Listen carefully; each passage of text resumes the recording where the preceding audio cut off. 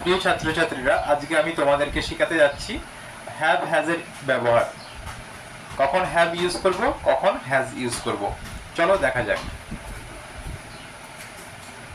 Have, has. দেখো have বানানটার মধ্যে কটা লেটার আছে?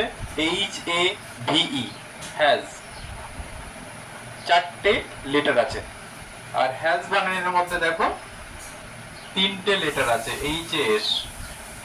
তাহলে আমরা সাধারণভাবেই বুঝে যাচ্ছি যে কম থাকলে অর্থাৎ সিঙ্গুলার নাম্বার হলে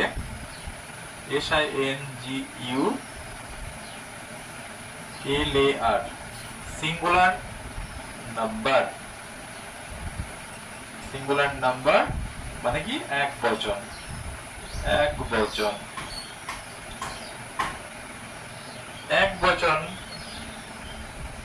যদি হয় সাবজেক্ট, তখন আমরা হ্যাজ ব্যবহার করব।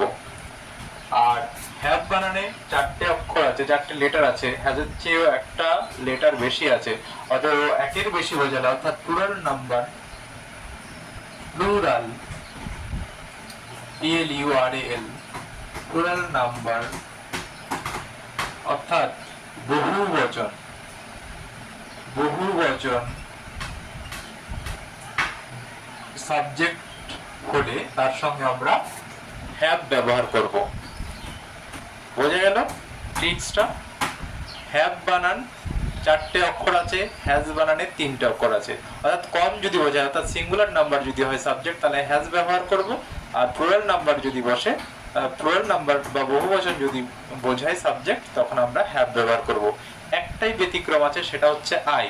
আইটা এক বচন অর্থাৎ সিঙ্গুলার নাম্বার হলেও আয়ের সঙ্গে হ্যাভ বসবে, হ্যাজ নয়। মনে থাকবে? আই, আই একমাত্র ব্যতিক্রম যার সঙ্গে হ্যাভ বসে। সিঙ্গুলার হলেও এর সঙ্গে আমরা হ্যাভ বসাবো। Thank you for watching.